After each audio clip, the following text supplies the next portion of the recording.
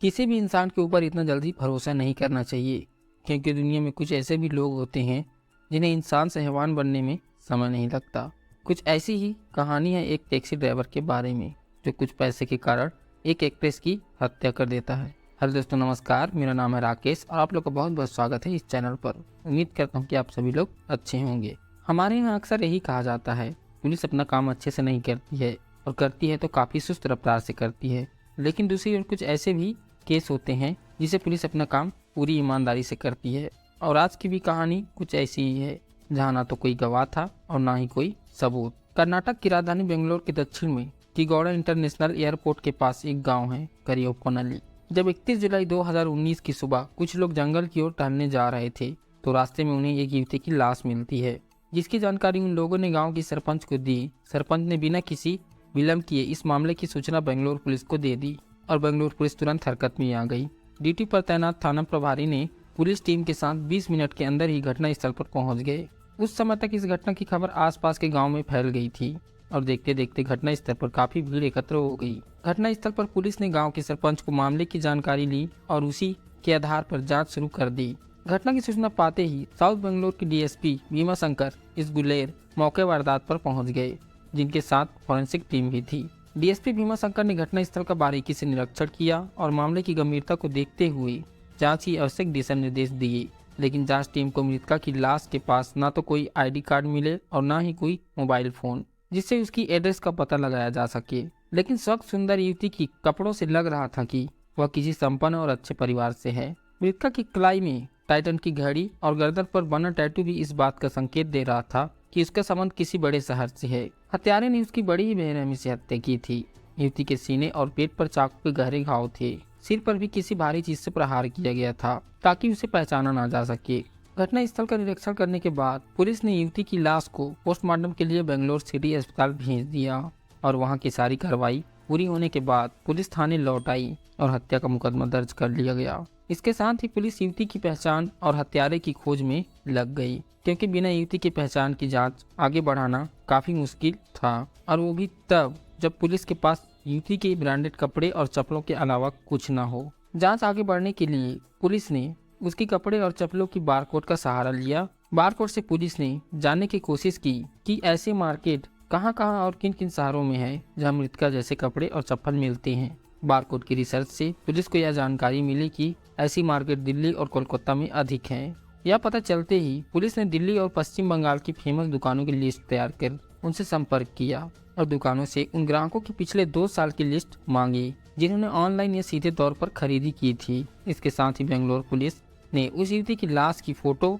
और हुलिया दिल्ली और कोलकाता के सभी पुलिस थानों को भेजकर यह जानने की कोशिश की कि कहीं किसी पुलिस थाने में किसी युवती की गुमशुदगी की रिपोर्ट तो दर्ज नहीं है। लेकिन इसका कोई नतीजा नहीं निकला। इसके बावजूद भी पुलिस निराश नहीं हुए। पुलिस उच्च अधिकारियों के आदेश पर जांच के लिए 2 टीम बनाई गई।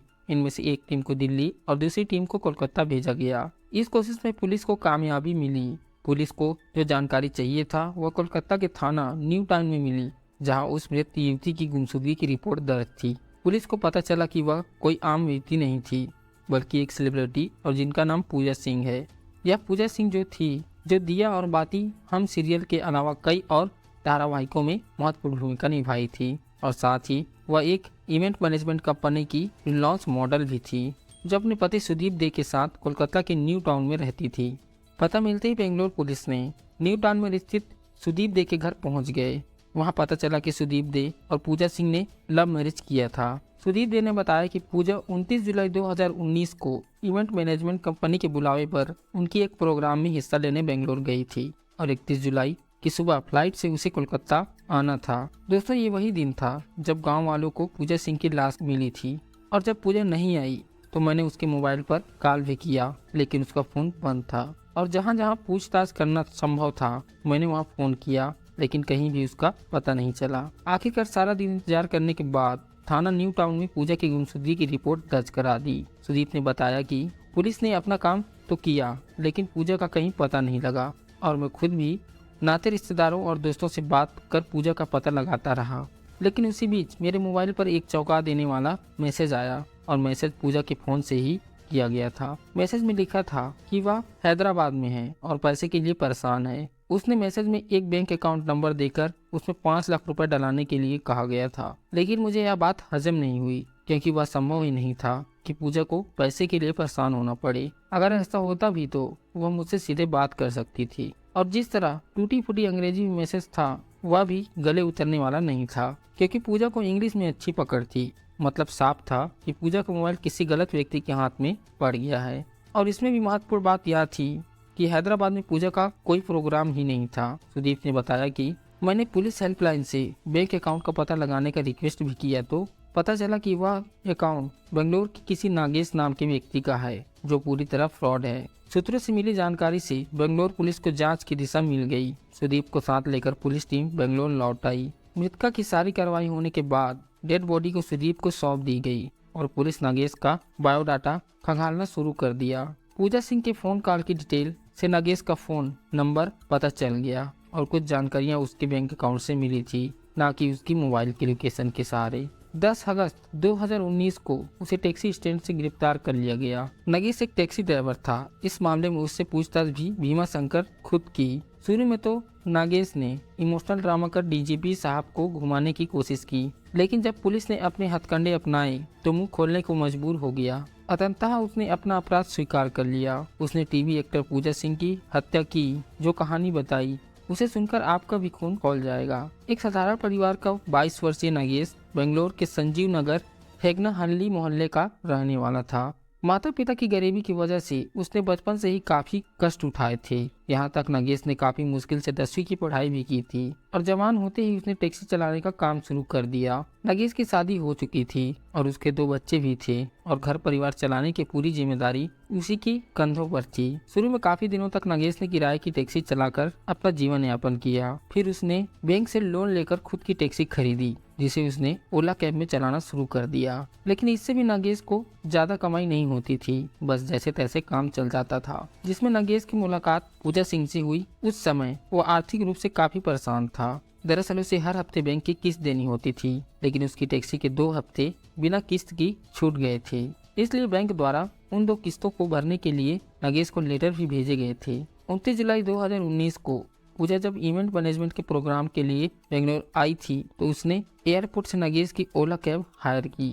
पूजा उसकी कैब से पहले अल्पना की अग्रहार लॉज गई। रास्ते में उसकी बात व्यवहार से पूजा कुछ इस तरह प्रभावित हुई कि उन्होंने नागेश को अपने पूरे प्रोग्राम में साथ रखने का फैसला कर लिया। होटल में फ्रेश होने के बाद पूजा अपने कार्यक्रम के लिए निकली और रात लगभग 12 बजे के आसपास वापस लौटी। नागेश को किराया देने के लिए पूजा ने अपना पर्स खोला और किराया के अलावा उसे अच्छी टिप भी दी। 31 जुलाई 2019 की सुबह 4:30 बजे पूजा को कोलकाता वापस लौटना था। इसके लिए उन्हें फ्लाइट पकड़नी थी, इसलिए उन्होंने नागेश को सुबह 3:30 बजे 31 जुलाई को एयरपोर्ट छोड़ने के लिए रिक्वेस्ट की थी। इसके लिए नागेश ने पूजा सिंह से 1200 रुपए मांगे, जिसे उन्होंने खुशी खुशी मान लिया। नागेश पूजा सिंह को व्यवहार से खुश था, लेकिन होनी को कौन रोक सकता था, क्योंकि सुबह 3 बजे नागेश को जल्दी आकर पूजा को एयरपोर्ट छोड़ना था। इसलिए उसने घर न जाकर अपनी टैक्सी होटल में ही पार्क कर दी और टैक्सी में रात गुजारने के लिए सोने की कोशिश करने लगा। लेकिन दिमागी परेशानी ने उसे आराम नहीं करने दिया। उसे बैंक के 3 हफ्तों की किस्त देनी थी। घर के खर्च और बैंक की किस्त की चिंता उसे खाए जा रही थी। पूजा सिंह ने 29 और 30 जुलाई के नागेश को जब किराया और टिप दी थी तो उसकी नज़र नोटों से भरे पूजा सिंह की पर्स पर चली गई थी। जब उसके दिमाग में कई तरह के सवाल आ रहे थे, तब बार बार उसकी आंखें के सामने पूजा का पर्स भी लहरा रहा था। नागेश ने टैक्सी में सोचते सोचते योजना बनाई कि पूजा सिंह को लूटकर अपनी सारी परेशानी से पीछा छुड़ा लूंगा। उसने सोचा कि पूजा तो किसी दूसरे शहर की रहने वाली है, किसी को कुछ पता नहीं चलेगा। मन ही मन योजना बनाते बनाते उसे नींद आ गई। नागेश की नींद तब टूटी जब होटल के स्टाफ का एक व्यक्ति पूजा का सामान लेकर उसके पास आया। टैक्सी में सामान रखवाने के बाद नागेश ने तरोताजा होने के लिए अपनी पानी की बोतल लेकर मुंह पर छींटे मारे। पूजा सिंह आ गई तो उन्हें लेकर एयरपोर्ट की तरफ चल दिया। जितनी तेजी से उसकी टैक्सी भाग रही थी, उतनी ही तेजी से उसका दिमाग चल रहा था। काम में व्यस्त रहने के कारण पूजा ठीक से सो नहीं पाई थी, जिसकी वजह से वो बैठे बैठे उन्हें नींद आ गई। पूजा को नींद में देखने के बाद उसके मन का शैतान रोंद रुक लेने लगा। उसने टैक्सी का रुख सुनसान निर्जन स्थान की तरफ कर लिया। पूजा सिंह की नींद खुली तो कैब के आसपास सन्नाटा देख घबरा गई। टैक्सी रुकवाकर वो आगे से कुछ बात करती इससे पहले ही नागेश ने जैक रॉड से पीछे सिर पर वार कर दिया, जिससे वह बेहोश होकर गिर गई। नागेश पूजा सिंह का सारा सामान लेकर फरार हो पाता, इसके पहले ही पूजा को होश आ गया। वह अपने बचाव के लिए चीखती चिल्लाती हुई कैब से उतरकर रोड की तरफ भागने लगी, लेकिन वह अपनी मौत से नहीं भाग पाई। नागेश ने उन्हें पकड़ लिया और अपनी सुरक्षा में रखे चाकू से पूजा सिंह को मौत के घाट उतार दिया और शव को वहीं छोड़कर फरार हो गया। पूजा सिंह को लूटकर वह निश्चित हो गया था, लेकिन उसे तब झटका लगा जब आशा के अनुरूप पूजा सिंह के पर्स से उसके हाथ कुछ नहीं लगा। जिस समस्या के लिए उसने इतना बड़ा अपराध किया था वह पूरा नहीं हो सका था।